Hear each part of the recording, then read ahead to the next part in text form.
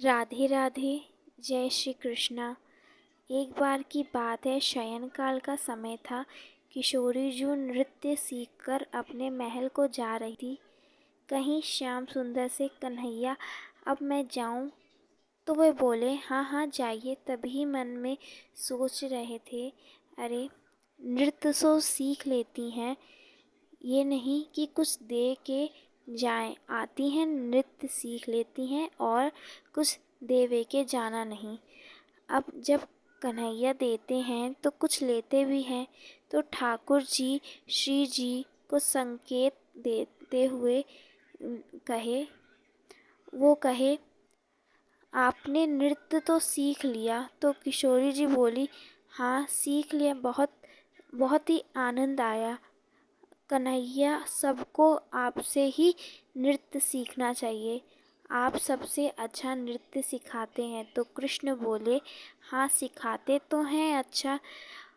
तो अब किशोरी जी जाने लगी। तभी मन में ठाकुर जी ने बोला, अरे कुछ तो देवे के जानों को चाहिए, ये तो चली जा रही हैं।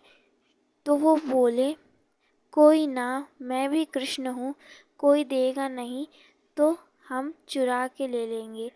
तब ही किशोरी जी जाने लग गई।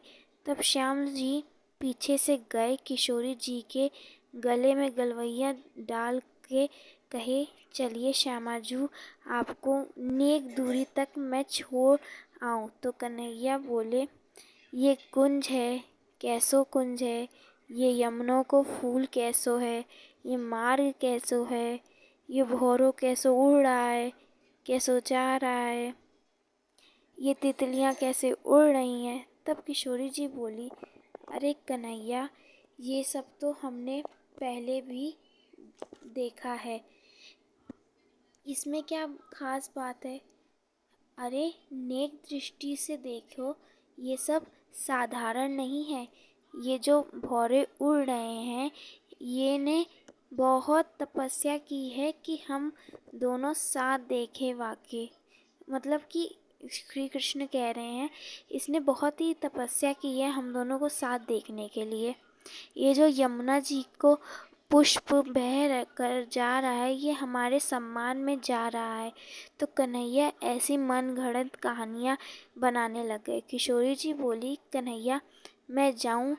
तो वे बोले, आपने तो वो चीज़ तो देखा ही नहीं। बोले, वो देखो पंछी कितनी सुंदर है। किशोरी जी बोली, नहीं दिख रहा है। तो वे बोले, मेरी उंगलियों पर देखो। तो वो बोली, अरे वहीं देख रही हूँ, वो तो दिख ही नहीं रहा है। बोले, रुकिए, और उनके हाथों को पकड़ के दिखाने लग गए। तब किशोरी जी देखी, लेकिन उनको फिर भी नहीं दिखा।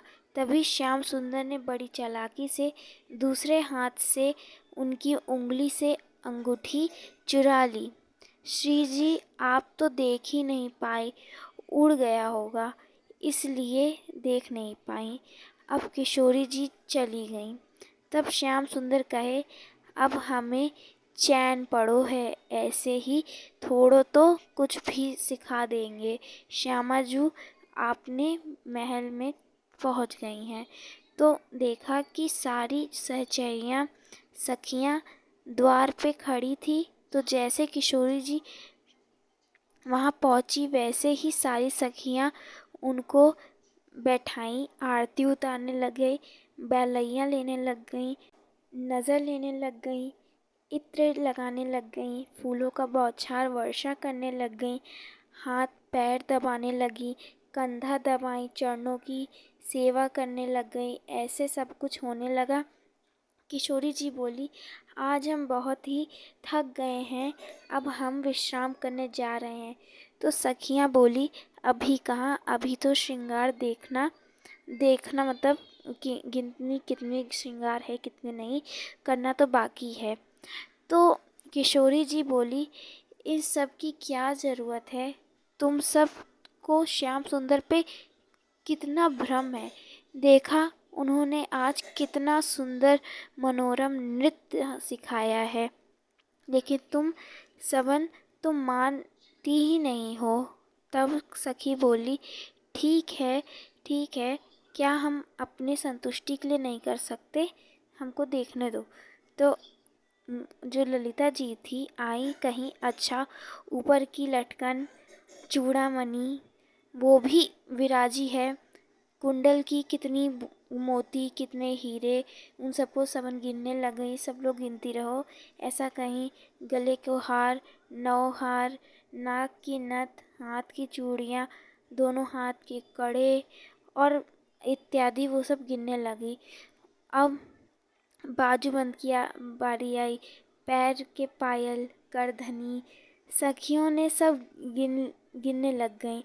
किशोरी जी ने कहा, कुछ रह तो नहीं रहा? तो बोली, हाँ हाथ दिखाओ। ये हाथ में 2 मुंदरी और ये हाथ में 3 मुंदरी। ये हाथे की 3 मुंदरी में 1 मुंदरी कहाँ है? ललिता जी बड़े प्यार से बोली, आपकी 1 मुंदरी कहाँ है श्री जी? श्री जी बोली, हमको तो नहीं पता।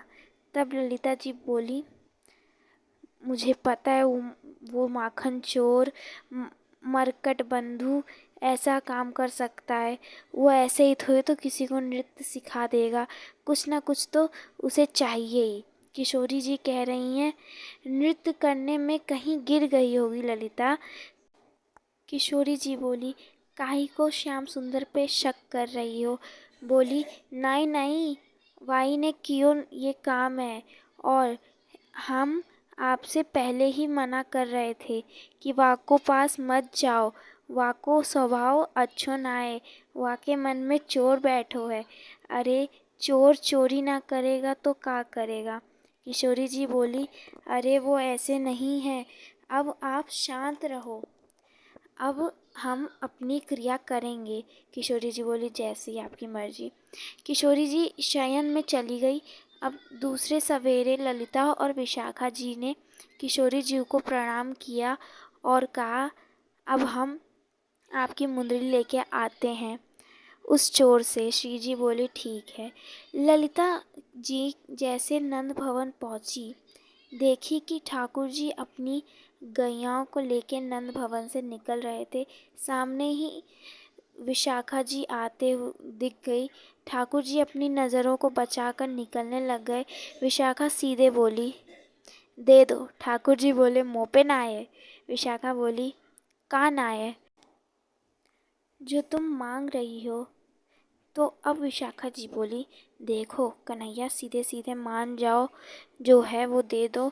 मुँह पे ना आए है, मैं कैसे दे दूँ? देखो दे दो, वरना मैं अपने पे आ जाऊँगी तो अच्छा नहीं होगा।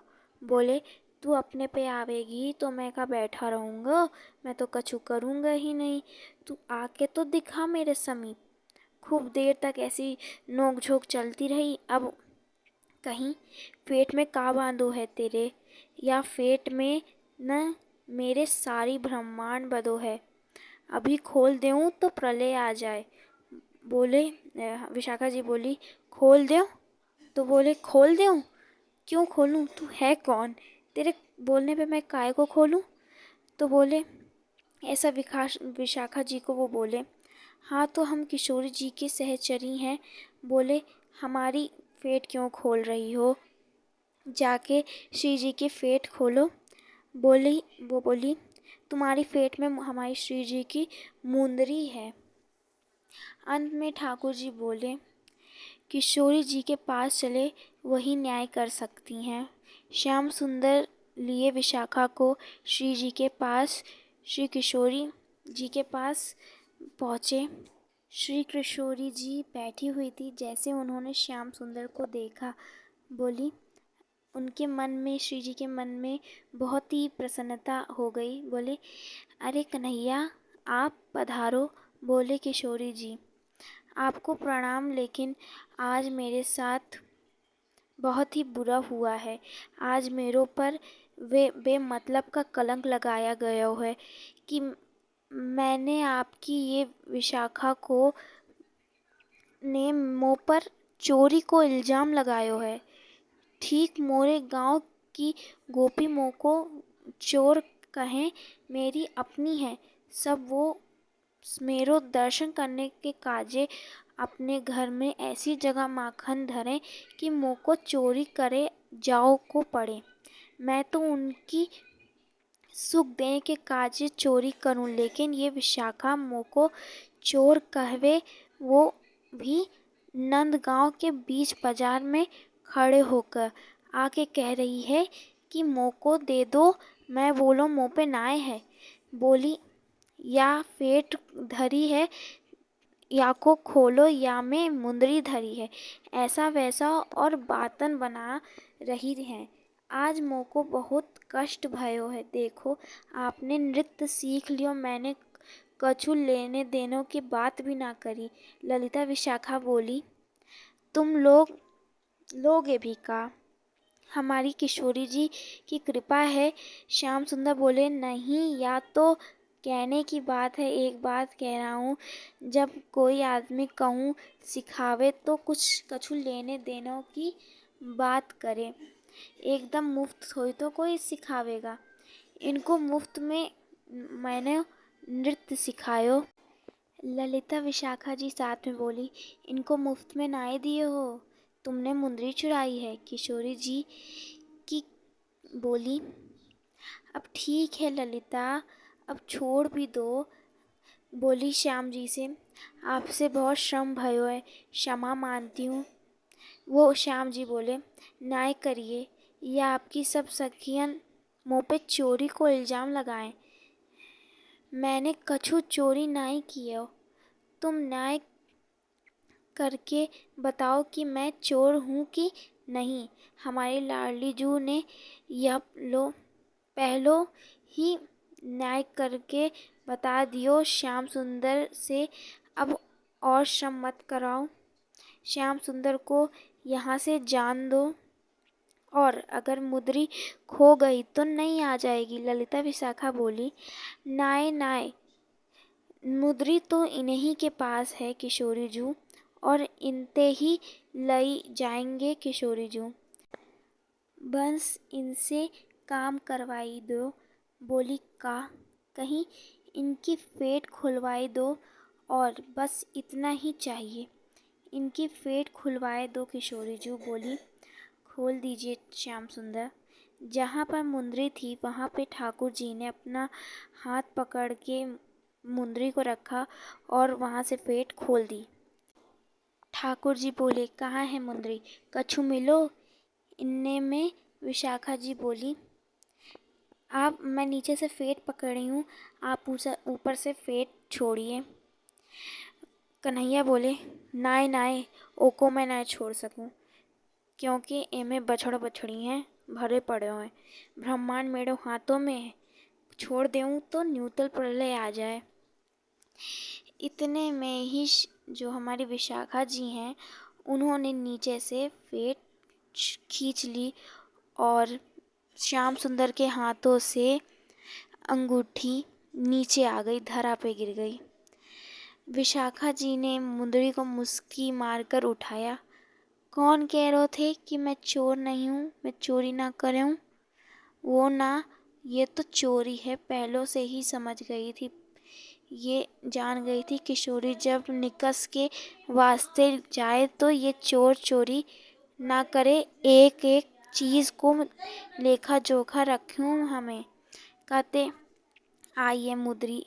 किशोरी जी की सहज हो गई, कहती हैं कि अरे छोड़ भी दो विशाखा। ललिता, ठाकुर जी पर श्रम मत करो। हमारी लाडली जू का एक जो हृदय है बहुत नेक है, वो काय को कोई भी कुछ भी करे वो को डांटो ना। श्याम जो थोड़ो टेढ़ो है, लेकिन हमारी श्यामा को हृदय बड़ो नेक दो। अगर हम श्याम सुंदर की थोड़ी बड़ाई कर दें तो श्री जी हम पे कृपा बरसाती हैं। आज की कृपा यहीं पे समाप्त करते हैं। आप सभी को राधे राधे, जय श्री कृष्णा।